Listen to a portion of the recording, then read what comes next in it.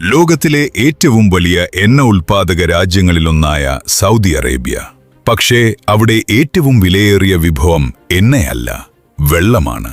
ഒരു തുള്ളി കുടിവെള്ളത്തിനായി പോലും കടലിനെ ആശ്രയിക്കേണ്ടി വരുന്ന ഈ രാജ്യം ഇന്ന് റെഡ് സീയിൽ നിന്ന് ആയിരക്കണക്കിന് കിലോമീറ്ററുകൾ അകലെയുള്ള മരുഭൂമി നഗരങ്ങളിലേക്ക് കോടിക്കണക്കിന് ലിറ്റർ വെള്ളമെത്തിക്കുന്നു.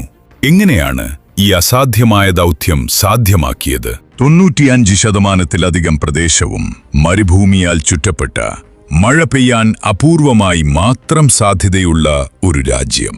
എന്നാൽ സൗദി അറേബ്യ അവിശ്വസനീയമായ ഒരു നേട്ടം കൈവരിച്ചിരിക്കുന്നു. റെഡ് സീയിൽ നിന്ന് മരുഭൂമിയിലൂടെ രാജ്യത്തിന്റെ നാനാഭാഗങ്ങളിലേക്ക് കോടിക്കണക്കിന് ലിറ്റർ വെള്ളമെത്തിക്കുന്ന വമ്പൻ സ്റ്റീൽ പൈപ്പ് ലൈൻ ശൃംഖല നിർമ്മിച്ചിരിക്കുകയാണവർ. വിസ്തൃതമായ മരുഭൂമിയിലൂടെ ജലമെത്തിക്കുന്നത് വലിയൊരു എഞ്ചിനീയറിംഗ് അത്ഭുതമാണെങ്കിൽ, ഉപ്പുവെള്ളത്തെ കുടിവെള്ളവും കൃഷിക്കുള്ള വെള്ളവുമാക്കി മാറ്റുന്നത് സൗദി അറേബ്യയ്ക്ക് ലോകരാജ്യങ്ങൾക്ക് മുന്നിൽ വലിയ ആദരവ് നേടിക്കൊടുക്കുന്നു. 3.7 കോടിയിലധികം ജനസംഖ്യയുള്ള സൗദി അറേബ്യയിൽ ജനങ്ങൾ കൂടുതലായി താമസിക്കുന്നത് തീരദേശ മേഖലകളിലാണ്. സൗദിയുടെ മണ്ണിൽ 40 ട്രില്യൺ ലിറ്ററിലധികം എണ്ണ നിക്ഷേപമുണ്ടെങ്കിലും ഒരൊറ്റ തുള്ളി കുടിവെള്ളത്തിനായി പോലും രാജ്യത്തിന് കോടിക്കണക്കിന് ഡോളറാണ് ചെലവാക്കേണ്ടി വരുന്നത്. കാരണം പ്രതിവർഷം 100 മില്ലിമീറ്ററിൽ താഴെ മാത്രം മഴ ലഭിക്കുന്ന ഇവിടെ വേനൽക്കാലത്ത് ചൂട് 45 ഡിഗ്രി സെൽഷ്യസിന് മുകളിലാണ്. ഈ അവസ്ഥയെ അതിജീവിക്കാനാണ് രാജ്യമൊട്ടാകെ നീളുന്ന പൈപ്പ് ലൈൻ നെറ്റ്വർക്ക് നിർമ്മിച്ചത്. പക്ഷേ ഈ പൈപ്പ് ലൈനുകളിലേക്ക് എവിടെ നിന്നാണ് വെള്ളം ലഭിക്കുന്നത്? സൗദി ആശ്രയിക്കുന്നത് അവരുടെ ഏറ്റവും വലിയ സ്രോതസ്സായ കടൽ വെള്ളത്തെയാണ്. കടൽ വെള്ളത്തിൽ 3.5% ഉപ്പ് അടങ്ങിയിരിക്കുന്നതിനാൽ അത് നേരിട്ട് ഉപയോഗിക്കാൻ കഴിയില്ല. ഇതിനായി ചെങ്കടലിനോട് ചേർന്ന് വമ്പൻ ഡിസാലിനേഷൻ പ്ലാന്റുകൾ നിർമ്മിച്ചിട്ടുണ്ട്. ഇത്തരത്തിലുള്ള ഒരൊറ്റ പ്ലാന്റിൽ നിന്ന് പ്രതിദിനം 70 ലക്ഷം ലിറ്റർ കടൽ വെള്ളമാണ് ശുദ്ധജലമാക്കി മാറ്റുന്നത്. വലിയ വാട്ടർ പൈപ്പ് ലൈൻ ശൃംഖല നിർമ്മിക്കുന്നതിന്റെ ആദ്യ പടി പൈപ്പുകൾ നിർമ്മിച്ചെടുക്കുക എന്നതാണ്. മരുഭൂമിയിലെ കടുത്ത ചൂട്, തുടർച്ചയായ പമ്പിംഗ് മർദ്ദം, ഭൂമിക്കടിയിലെ ആഘാതങ്ങൾ എന്നിവ താങ്ങാൻ ശേഷിയുള്ള ഹൈ സ്ട്രെങ്ത് കാർബൺ സ്റ്റീൽ ഉപയോഗിച്ചാണ് സാധാരണയായി ഈ പൈപ്പുകൾ ഉണ്ടാക്കുന്നത്. ചതുരാകൃതിയിലുള്ള വലിയ സ്റ്റീൽ പ്ലേറ്റുകൾ കൃത്യമായ അളവിൽ മുറിച്ചെടുക്കുന്നു. ഏകദേശം 1.8 മീറ്റർ വ്യാസവും 25 മില്ലിമീറ്റർ കനവുമുള്ള വൃത്താകൃതിയിലുള്ള പൈപ്പുകളാക്കി മാറ്റാൻ ഇവയെ മൾട്ടി ആക്സിസ് റോളിംഗ് മെഷീനിലൂടെ കടത്തിവിടുന്നു. പ്ലേറ്റിന്റെ ഇരുവശങ്ങളും തമ്മിൽ മുട്ടിനിൽക്കുന്ന രീതിയിൽ വളച്ചെടുത്ത ശേഷം നീളത്തിൽ വെൽഡിംഗ് നടത്തുന്നു.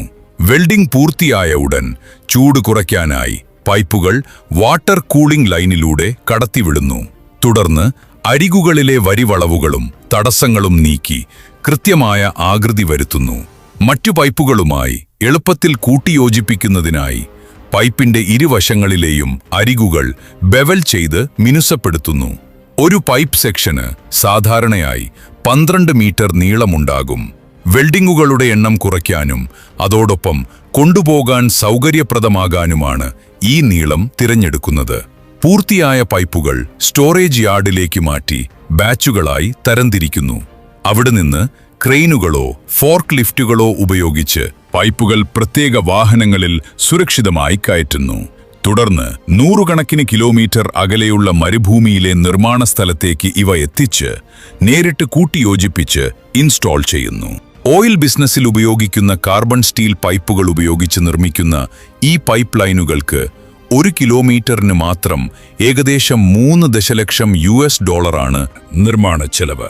പൈപ്പുകൾ ഇൻസ്റ്റാൾ ചെയ്യുന്നതിന് മുൻപായി എഞ്ചിനീയറിംഗ് ടീമുകൾ കൃത്യമായ സർവേ നടത്തുന്നു. GPS സാങ്കേതികവിദ്യയും ടെറൈൻ ഡാറ്റയും ഉപയോഗിച്ച് മരുഭൂമിയിലൂടെ പൈപ്പ് ലൈൻ പോകേണ്ട അനുയോജ്യമായ റൂട്ട് നേരിട്ട് അടയാളപ്പെടുത്തുന്നു. അയഞ്ഞ മണ്ണുള്ള സ്ഥലങ്ങളും കാറ്റിൽ മണൽ നീങ്ങുന്ന മേഖലകളും ഒഴിവാക്കി പൈപ്പ് ലൈനിന്റെ സുരക്ഷിതത്വം ഉറപ്പാക്കാൻ ഈ സർവേ അത്യാവശ്യമാണ്. തുടർന്ന് ഭാരമേറിയ യന്ത്രങ്ങൾക്ക് സുഗമമായി പ്രവർത്തിക്കാൻ താൽക്കാലിക റോഡുകളും നിർമ്മാണ പാതകളും ഒരുക്കുന്നു. ഇതിനുശേഷമാണ് എക്സ്കവേറ്ററുകൾ ഉപയോഗിച്ച് മണ്ണിൽ കൃത്യമായ ആഴത്തിലും വീതിയിലും കിടങ്ങുകൾ ട്രെഞ്ചസ് എടുക്കുന്നത്. മണ്ണുള്ള സാധാരണ മരുഭൂമി പ്രദേശങ്ങളിൽ എക്സ്കവേറ്ററുകൾ ഉപയോഗിക്കുമ്പോൾ കടുപ്പമേറിയ പാറക്കെട്ടുകളുള്ള മലനിരകളിൽ സ്ഫോടക വസ്തുക്കൾ എക്സ്പ്ലോസീവ്സ് ഉപയോഗിച്ച് പാറകൾ തകർത്താണ് പൈപ്പ് ലൈനിനായി വഴിയുണ്ടാക്കുന്നത്. എന്നാൽ കിടങ്ങുകൾ കുഴിച്ച ഉടൻ പൈപ്പുകൾ നേരിട്ട് മണ്ണിലേക്ക് വെക്കില്ല. പൈപ്പുകൾക്ക് കേടുപാടുകൾ സംഭവിക്കാതിരിക്കാൻ കിടങ്ങിന്റെ അടിത്തട്ടിൽ നൈസ് മണൽ നിരത്തി പ്രത്യേക ബെഡ്ഡിംഗ് ലെയർ ഒരുക്കുന്നു. ഇതിനു മുകളിലാണ് പൈപ്പുകൾ സ്ഥാപിക്കുന്നത്. വെൽഡിംഗ് സൈറ്റിൽ ഹൈഡ്രോളിക് ക്ലാമ്പുകൾ ഉപയോഗിച്ച് 2 പൈപ്പ് സെക്ഷനുകൾ കൃത്യമായി കൂട്ടിയോജിപ്പിക്കുന്നു. ഓട്ടോമാറ്റഡ് വെൽഡിംഗ് രീതിയിലൂടെ പ്രതിദിനം 150 വെൽഡിംഗുകൾ വരെ പൂർത്തിയാക്കാൻ കഴിയും. വെൽഡിംഗ് പൂർത്തിയായ ശേഷം എല്ലാ ജോയിന്റുകളും അൾട്രാസോണിക് ഇൻസ്പെക്ഷനിലൂടെ പരിശോധിച്ച് ഉള്ളിൽ യാതൊരു തകരാറുകളുമില്ലെന്ന് ഉറപ്പാക്കുന്നു.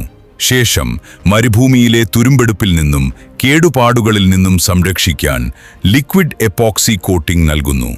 ഇങ്ങനെ തയ്യാറാക്കിയ പൈപ്പുകൾ സൈഡ് ക്രെയിൻ ട്രാക്ടറുകൾ ഉപയോഗിച്ച് വളരെ ശ്രദ്ധയോടെയും സമതുലിതമായും കിടങ്ങുകളിലേക്ക് താഴ്ത്തുന്നു. അല്പം പോലും വളവോ വരിവളവോ വരാതെ സെന്റിമീറ്റർ വ്യത്യാസത്തിൽ അളന്നാണ് പൈപ്പ് കിടങ്ങിൽ വെക്കുന്നത്. പൈപ്പ് കൃത്യമായി സ്ഥാപിച്ച ശേഷം കോട്ടിങ്ങിന് കേടുപാടുകൾ വരാത്ത രീതിയിൽ നല്ല മണ്ണുപയോഗിച്ച് ഒന്നിലധികം ലെയറുകളായി മണ്ണ് മൂടി യന്ത്രങ്ങൾ ഉപയോഗിച്ച് അമർത്തുന്നു. കമ്പാക്ഷൻ. ഇത് പൈപ്പ് ലൈൻ ദീർഘകാലം കേടുകൂടാതെ നിലനിൽക്കാൻ സഹായിക്കുന്നു. കടലിൽ നിന്നുള്ള വെള്ളം ശുദ്ധീകരണശാലയിലേക്ക് എത്തിക്കുന്നതിനായി കൂറ്റൻ പൈപ്പ് ലൈനുകൾ കടലിന്റെ അടിത്തട്ടിൽ ഉറപ്പിക്കുന്നു. തീരത്തുനിന്ന് ഏതാനും 100 മീറ്റർ അകലെ നിന്നാണ് പ്രധാനമായും വെള്ളം വലിച്ചെടുക്കുന്നത്. കടൽ ജീവികളും വലിയ മാലിന്യങ്ങളും പൈപ്പിലേക്ക് കടക്കാതിരിക്കാൻ ഭീമാകാരമായ അരിപ്പകളും ഫിൽട്ടറുകളും ഇവിടെ സ്ഥാപിച്ചിട്ടുണ്ട്.